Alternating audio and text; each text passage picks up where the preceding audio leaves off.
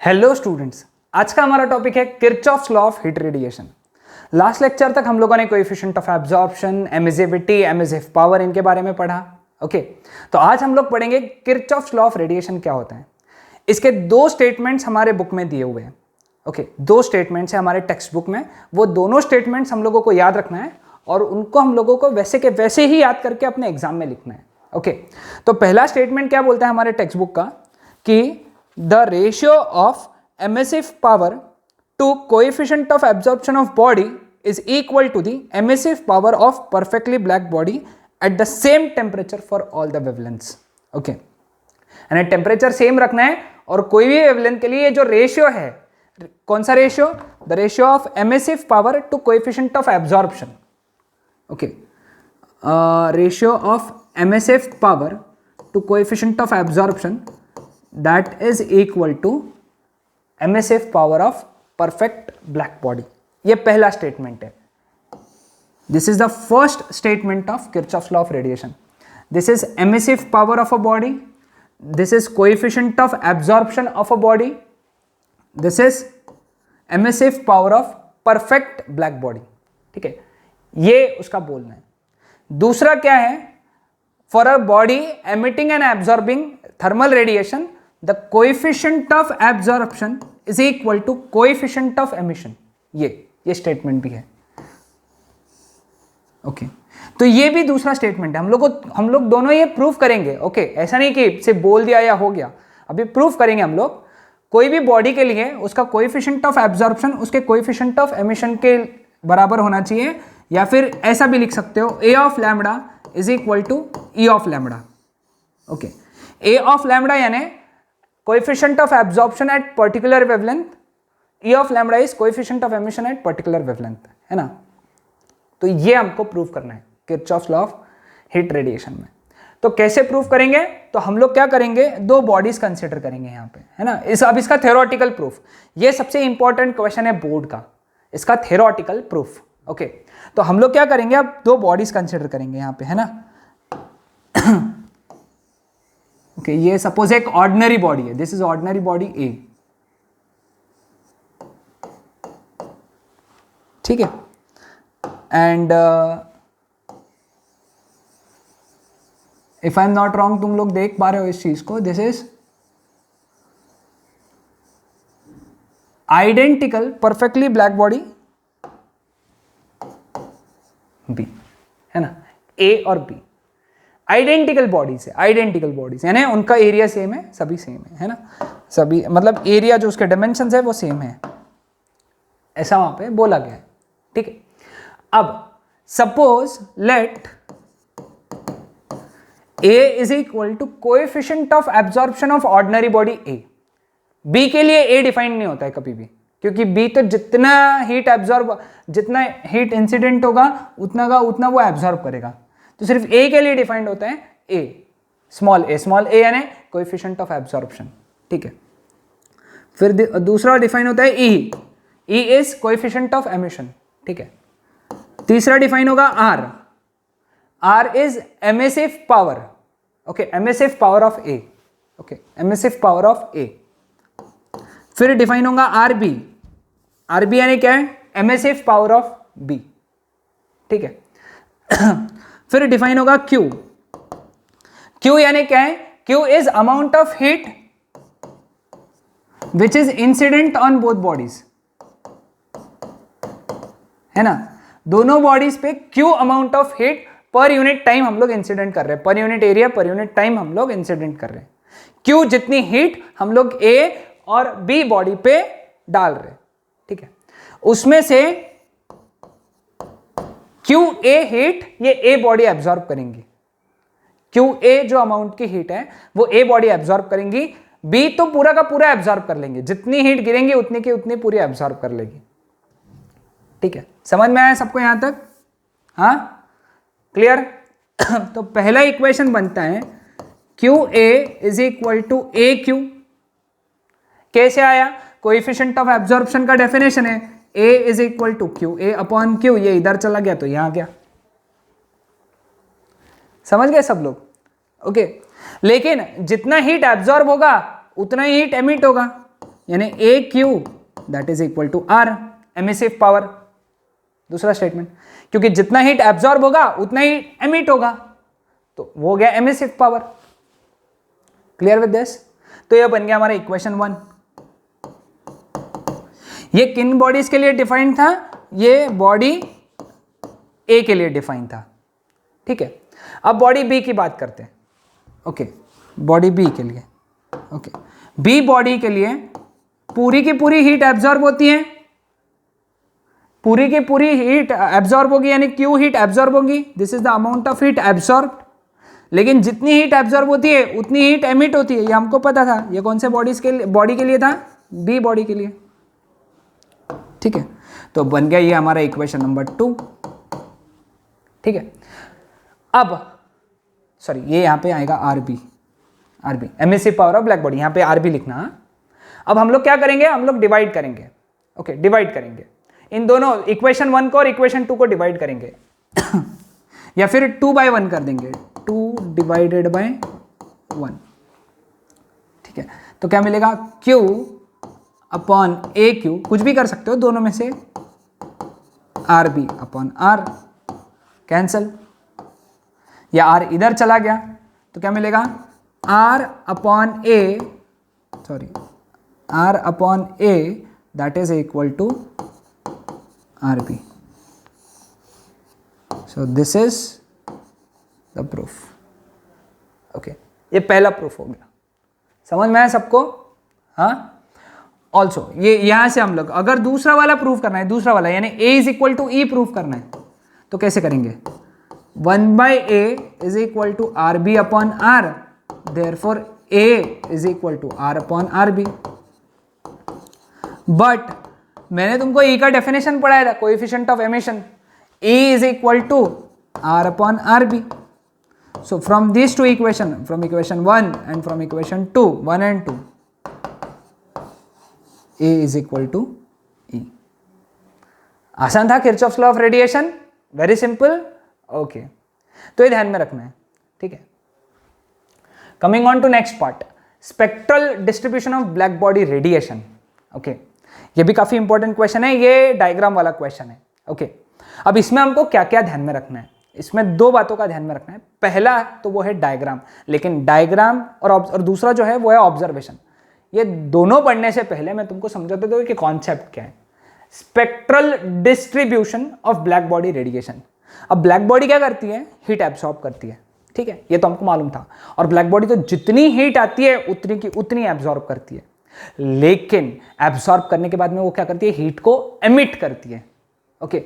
तो लूमर और प्रिंगशैम, ये दो साइंटिस्ट है, तुम्हारी बुक में लिखा है सेकंड पैराग्राफ में, मतलब सेकंड थर्ड पैराग्राफ में, पेज नंबर 69 पे, लूमर और प्रिंगशैम, ये दो साइंटिस्ट थे, ओके, जिन्होंने टेम्परेचर को रिलेट किया जो वेवलेंथ एमिट हो रहे हैं उससे।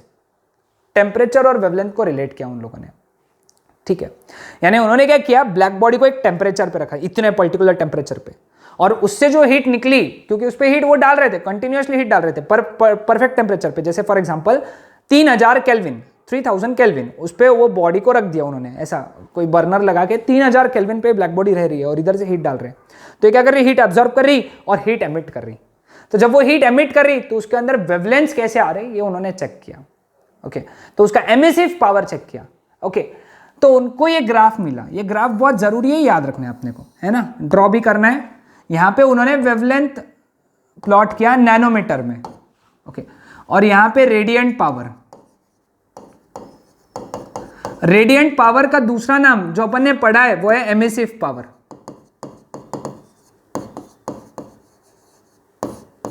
Okay. Emissive power RB, black body है ना, इसलिए, ठीक है।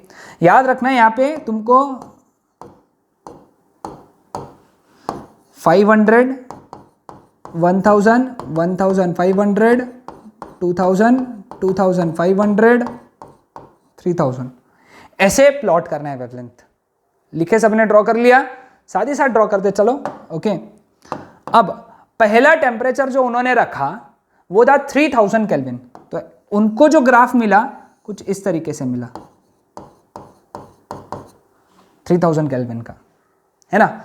यानी जैसे जैसे वेवलेंथ बढ़ती चली गई वैसे वैसे एमिसिव पावर बढ़ता चला गया, वेवलेंथ एक पर्टिकुलर वेवलेंथ पे एमिसिव पावर मैक्सिमम था, फिर जैसे जैसे वेवलेंथ बढ़ती चली गई एमिसिव पावर या रेडिएंट पावर कम होता चला गया। ठीक है, तो 3000 केल्विन पे ये ग्राफ मिला। ठीक है, अब अगला ग्राफ उन्होंने जो ड्रॉ किया, अगला ग्राफ जो था वो उन्होंने 4000 केल्विन पे ड्रॉ किया। 4000 केल्विन पे उन्होंने स्टडी किया, तो उनको इस तरीके का ग्राफ मिला। ओके,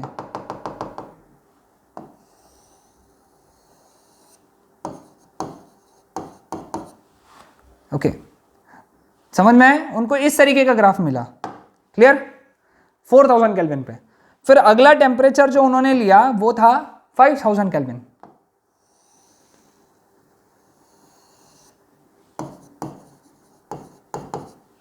तो 5000 केल्विन पे उनको ऐसा ग्राफ मिला। एंड फाइनली जो उन्होंने टेम्परेचर लिया वो लिया 5500 केल्विन, 550 पे उनका ऐसा ग्राफ मिला। अब हर ग्राफ में तुम क्या देख रहे हो? हर ग्राफ में ऐसा वो ग्राफ ऊपर बढ़ रहे हैं, फिर एक वैल्यू पे मैक्सिमम हो रहा है और फिर कम कम हो रहा है। दूसरे में भी ऐसे ही हो रहा है, तीसरे में भी ऐसे ही हो रहा है, चौथे में भी ऐसा हो रहा है। लेकिन खास बात ये थी, इस बार मैक्सिमम अगर ये वेवलेंथ पे होता है, जैसे ये वेवलेंथ पे मैक्सिमम हो रहा है, तो इसके लिए ये वेवलेंथ पे मैक्सिमम हो रहा है, इसके लिए ये वेवलेंथ पे मैक्सिमम हो रहा है, इसके लिए ये वेवलेंथ के लिए मैक्सिमम हो रहा है। समझ रहे हो? तो जिस वेवलेंथ पे ग्राफ मैक्सिमम हो रहा है वो कम कम हो रही है। जिस वेवलेंथ पे ग्राफ मैक्सिमम हो रहा है, ओके मैं लिखता हूं यहां पे, जिस वेवलेंथ पे रेडिएंट पावर मैक्सिमम हो के लिए ऐसा लिखना पड़ेगा ना, हो रहा है, वो टेम्परेचर बढ़ने से कम हो रही है ना। जैसे जैसे टेम्परेचर 3000 केल्विन पे ये यहाँ पे हो रहा था, 4000 केल्विन पे यहाँ पे हो रहा है इस वेवलेंथ पे, 5000 केल्विन पे इस वेवलेंथ पे हो रहा है, 5500 केल्विन पे इस वेवलेंथ पे हो रहा है। तो एक ग्राफ तो तुमको ऐसे ही ड्रॉ करना है, ध्यान में रखना है। ओके, ये ऑब्जर्वेशन है, एक्सपेरिमेंटल ऑब्जर्वेशन है, तो ये ऐसे ही रहेगा, है ना। समझ में आया सबको यहाँ तक? तो ये ग्राफ इस तरीके से बना लिया अपन ने, ठीक है। लेकिन ये ग्राफ तो आ सकता है 2 मार्क के, लेकिन इसके ऑब्जर्वेशन जो है 6 ऑब्जर्वेशन है अपने टेक्स्ट बुक के अंदर, वो वैसे के वैसे ही लिखना है अपने को, और वो मैं तुमको समझाऊंगा साथ ही साथ। देखो पहला ऑब्जर्वेशन क्या बोला है यहाँ पे, हाँ, at a given temperature the energy is not uniformly distributed in the spectrum, that is as a function of wavelength of the black body। Uniformly नहीं है, देखो स्टार्टिंग में बढ़ रहा है, फिर वो मैक्सिमम हो रहा है और फिर वो कम भी हो रहा है। देखो यहाँ पे भी बढ़ रहा है, मैक्सिमम हो रहा है, कम हो रहा है, ऐसा कांस्टेंट है क्या? नहीं, वो यूनिफॉर्म नहीं है। Uniform, it is not uniformly distributed, non uniformly distributed, है ना, समझ रहे हो ना। यूनिफॉर्मली डिस्ट्रीब्यूटेड यानी ऐसा ग्राफ था क्या स्ट्रेट लाइन? नहीं, बढ़ा मैक्सिमम हुआ कम हो गया, बढ़ा मैक्सिमम हुआ कम हो गया, बढ़ा मैक्सिमम हुआ कम हो गया, बढ़ा मैक्सिमम हुआ कम हो गया। समझ में? दूसरा, at a given temperature the radiant power emitted initially increases with increase of wavelength, then reaches its maximum value and then decreases। Okay, यानी स्टार्टिंग में जैसे जैसे बढ़ा रहे वो बढ़ रहा है रेडियंट पावर, फिर एक पर्टिकुलर वेवलेंथ पे मैक्सिमम हो गया और फिर वो कम होते होते चला गया। तो ये जो वेवलेंथ रहेगी, ये वाली जो वेवलेंथ रहेगी, इसको मैं डिनोट करूंगा लैम्बडा बी से, ओके, या फिर तुम्हारे बुक में दिया है लैम्बडा मैक्स। तो 3000 केल्विन पे ये लैम्बडा मैक्स है, ओके, 4000 केल्विन पे ये लैम्बडा मैक्स है, ठीक है, 5000 केल्विन पे ये लैम्बडा मैक्स है, ये वाला वैल्यू, ओके, और 5500 केल्विन पे ये लैम्बडा मैक्स है। तो लैम्बडा मैक्स चेंज हो रहा है, और कैसे चेंज हो रहा है? टेम्परेचर के हिसाब से चेंज होते जा रहे हैं, ओके। तो पॉइंट में दिया हुआ है, area under the curve represents total energy emitted per unit time per unit area by the black body at all the wavelengths. यानी इस ग्राफ के नीचे का अगर तुम एरिया निकालोगे, ये एरिया अगर तुमने निकाला है ना, ये एरिया अगर तुम निकाल लेते हो, okay, this area will represent total energy emitted per unit area per unit time. यानी यूनिट एरिया यूनिट टाइम में उस ब्लैक बॉडी ने कितनी एनर्जी एमिट किया वो अपने को ये एरिया से पता चलेगा, ये एरिया से। समझ में आया तीसरा पॉइंट। चौथा देखो क्या है, the peak of the curve shift towards left shorter wavelength, that is the value of lambda max decreases with increase in temperature. ये देखो, ये जो पीक है इस वेवलेंथ पे था, इसका पीक ये वाले वेवलेंथ पे था, इसका पीक इस वाले वेवलेंथ पे था, इसका पीक इस वाले वेवलेंथ पे। तो जो पीक है वो इस साइड शिफ्ट होते जा रहा है। कौन से साइड शिफ्ट हो रहा है? Left side. लेफ्ट साइड में वेवलेंथ कम होती जा रही है, कम हो रही है मतलब शॉर्टर वेवलेंथ। समझ में आया सबको? पांचवा पॉइंट क्या बोला है, देखो, at higher temperature the radiant power और the total energy emitted per unit time per unit area increases, या इट इज मैक्सिमम, है ना। स्वाभाविक सा बात है ना, रेडिएंट पावर अपने को कहां से मिलेंगी? एरिया से। और जैसे जैसे टेम्परेचर बढ़ रहा है, ये ग्राफ भी तो कितना बड़ा हो रहा है, और ग्राफ बड़ा हो रहा है मतलब एरिया भी बहुत ज्यादा है, मतलब एरिया इंक्रीजेस है ना। एज टेम्परेचर इंक्रीजेस ग्राफ के अंडर का एरिया इंक्रीजेस, और ग्राफ के अंडर का एरिया यानी क्या है? ग्राफ के अंडर का एरिया यानी उसका रेडिएंट पावर है, ठीक है। एंड फाइनली जो सिक्स्थ है वो क्या बोला है, at a temperature of 300 kelvin, 300 kelvin, जो इसमें नहीं दिया हुआ है, okay, at the temperature of 300 kelvin, 300 kelvin यानी room temperature, the most intense of these waves have wavelength 5 × 10⁻⁻6 metre.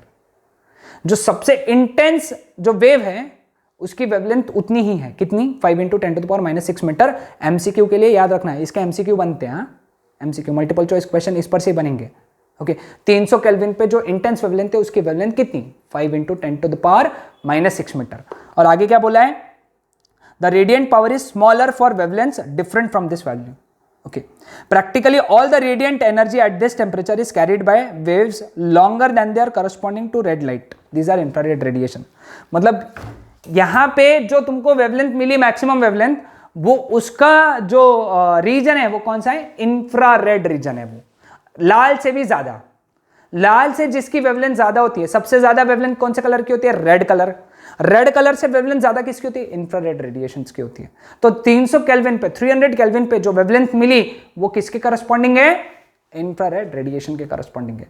सो ये था हमारा आज का टॉपिक। नेक्स्ट लेक्चर में हम लोग बात करेंगे Wien's displacement law and Stefan Boltzmann law, okay. ये लास्ट टॉपिक रहेंगे नेक्स्ट लेक्चर के। अभी ये लेक्चर में अपने को ये सारी चीजें याद रखना था, ओके। That's it.